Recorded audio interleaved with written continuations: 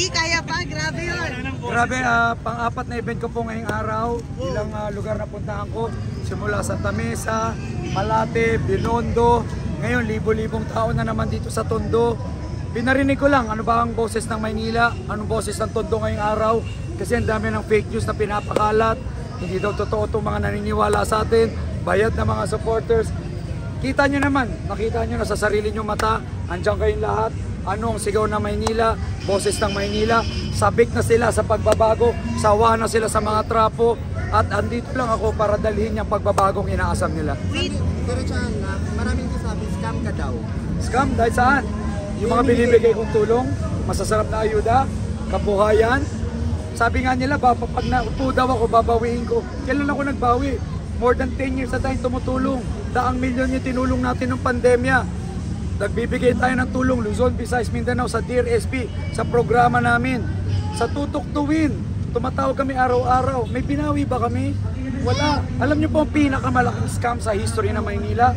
Yung mga inutang nila ng bilyon-bilyon at binenta nilang ari-arian na Maynila na hindi sa kanila. Nagulat na lang ho tayo lahat eh. Yan ang pinakamalaking scam na pinag-aawayan nila hanggang ngayon. Sabi ko nga, wag nyo na po kaming idamay sa pag-aaway nyo. Yung hindi nyo pagkakaunawaan, pag-aagawan nyo sa posisyon, please po, wag nyo na po akong idamay. Yung personalan yung away, sabi ko nga po, tumulong na lang kayo galing sa sarili nyong bulsa. Pag nagawa nyo yun, mas matutuwa pa ang taong bayan. Huwag nyo na po ako idamay, puro kabutihan at pagtulungan lang dapat natin ginagawa. Tama na yung pamumulitika nyo. Sa totoo lang, kailangan scam eh.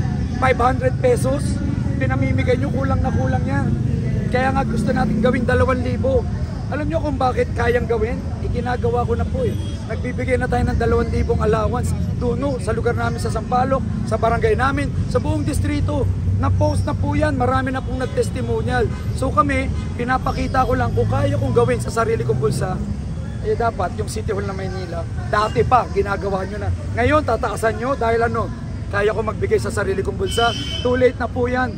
Talaga namumulitika. Kayo po yung namumulitika, kayo po at nanloko sa taong bayan na mahigit 20 taon. Anong masasabi mo na, yun nga, no, binabakbakan ka online sa comment section?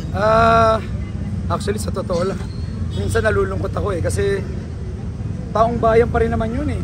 Parang nalulungkot ako, yung babakbakin nyo, yung tumutulong, yung nagbibigay ng kabuhayan sa mga mahihirap, nagbibigay ng masarap na ayuda, nagbibigay ng mga libreng gamot, libreng serbisyo tulad nito, serbisyo vans, mobile clinics, mobile butika, babakbakan nyo, ang bakbakan nyo yung mga walang ginagawa. Ito, gasto sa sarili namin bulsa. Kung ayaw nyo kami maglingkod, isipin nyo ho yung mga anak nyo, yung magulang nyo, yung future ng lugar natin, ng lungsod natin. Yan po isipin nyo. Panandalian lang yung binabayad sa inyo, yung mga troll farm sila. Minsan masakit below the belt eh. Pero sabihin ko nga doon sa mga nagbabayad, yung mga kandidatong ginagastosan yung paninira sa akin, huwag nyo po akong turuan, laruin yung laro nyo. Dahil kaya ko pang lumaban, laki akong Sampaloc. Ang aso nga eh, pag tinadya ka mo, kakagating ka eh. Tao pa kaya? Kaya wag nyo na po akong i-force na lumaban, lalo. Kasi mas lalo akong ginaganyan, mas lalo ko pong gagalingan, mas lalo kong ibibigay lahat ng meron ako. At talagang manggigigil lang kayo sa inggit dahil papakita ko sa taong bayan kung gaano kayo ka-inutil dahil wala kayong tinutulong. Ano sabi ni Kuya Will sa'yo? Kamusta? Kasi the last time sinama mo siya mag-COC filing, siya rin gearing up for his campaign. Tuloy-tuloy lang daw. Tuloy-tuloy lang. Ituloy mo lang yan, Sam. Araw-araw nakikita ng taong bayan yung paglakas mo, yung boses ng Maynila, naririnig nila. Libo-libong mamamayan ang sumusuporta sa akin. Kaya daw ako sinisirahan kasi nga lumalakas. Mina-mindset nila yung taong bayan na wala namang supporters, pero hindi naman pwede magsinungaling yung nakita nyo ngayon. Kahapon, nung isang araw, libo-libong tao. Pag tinuloy-tuloy natin to, alam niyo na po mangyayari. Talagang sabik na ho sa pagbabago ang buong Maynila. Number one plataforma natin yung kalusugan. Kasi yan po yung binubulong sa akin ng mga lola at lola, nanay, tatay, yung mga may sakit na hindi makapasok sa ospital, walang pambayad, walang pambili ng gamot. Kaya nga po sinimulan ko na sa sarili kong kaya eh. Bumili na ako ng sangkatutak na truck, SB Mobile Clinic, Serbisyo Van, Mobile Butika, libreng maintenance medicine. Ako na po sumagot. Hindi ko na inasahan yung Maynila. So yan yung number one priority. Number two, yung 2,000 allowance sa mga senior tsaka PWD. Yan po napaka-importante dahil kulang na kulang po ang allowance.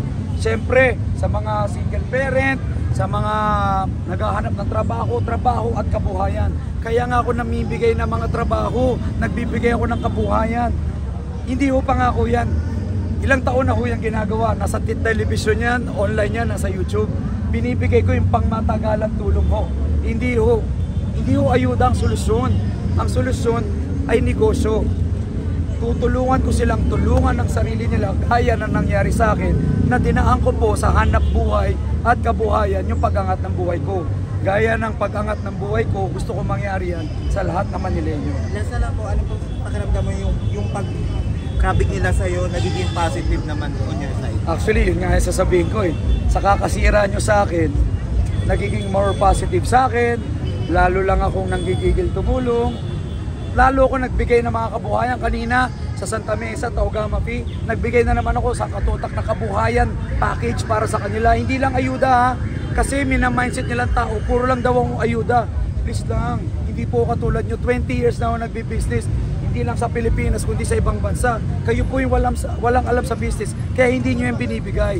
Ako po, binibigay ko yan dahil alam kong yan ang solusyon. Sustainable, pangmatagalan na tulong, gaya na lagi kong sinasabi, tutulungan ko po ang mga Manileñong tulungan ang sarili nila.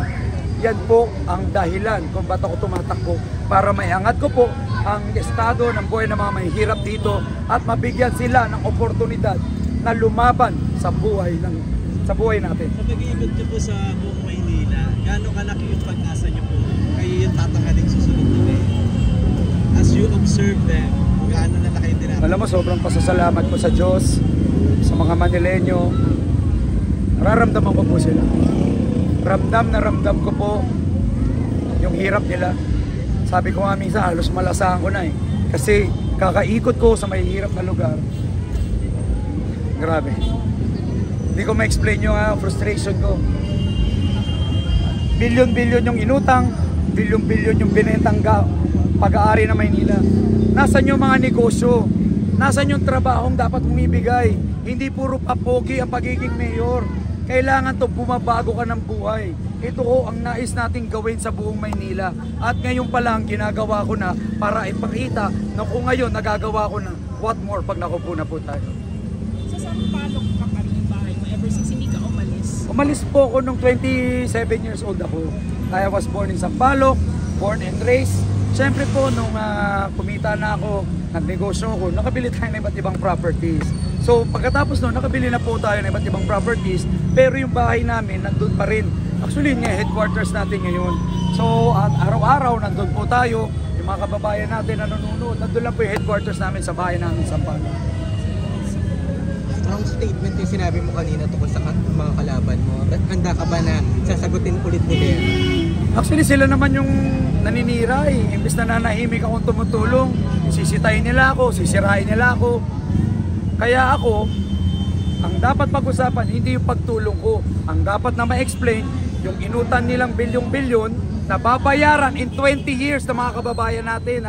20 years babayaran yung almost 20 billion na inutang nila, plus yung mga binenta nilang ari-arian ng Maynila na hindi man lang pinaalam sa mga kababayan natin. Yan ang biggest scam sa history ng Maynila. Sam, sa sobrang pag-ikot mo daw sa Manila, nawawala ka ng time area. Ano sabi Hindi mo naman, doon? hindi naman. Actually, nakikita naman kami palagi. Laking pasalamat ko dahil sobrang suporta niya. At yun nga, tatakbo pa nga kami sa New York Marathon next week eh. So yun, all around naman tayo. Iningatan natin health natin, tulong sa mga kababayan. At siyempre, magdala ng pag-asa at pagbabago dito sa Maynila. Paano mo pa gagawin tumakbo New York? Nandito grabe na yung parang marathon na rin tong ginagawa mo. Actually, part na ng training nga to eh. Hindi na ako nakakapag-train for marathon, but yung pag-ikot ko araw-araw, yan yung nagbibigay sa akin ng lakas, yung mga kababayan ko, mga lola't lola ko.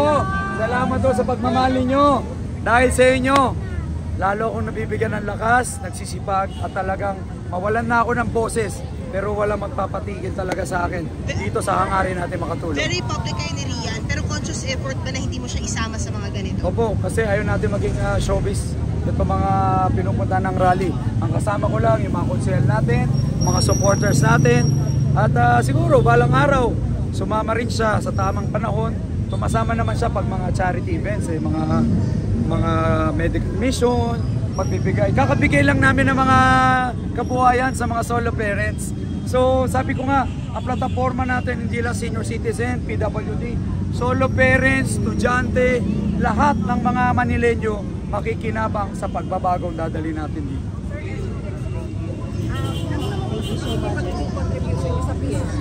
Sa? Unity po ng Manila kasi masyadong lumalaki na yung Alam mo, sa totoo lang, payo ko sa kanila magbati na sila, wag na sila mag-away-away. Kung hindi nila kayang ayusin ang sarili lang pag-aaway, sarili ng pamilya, pagkakaibigan, paano pa nila ayusin ang Maynila? So mag-peace-peace na lang kayo, GB-GB lang. Mayor, picture lang. Picture!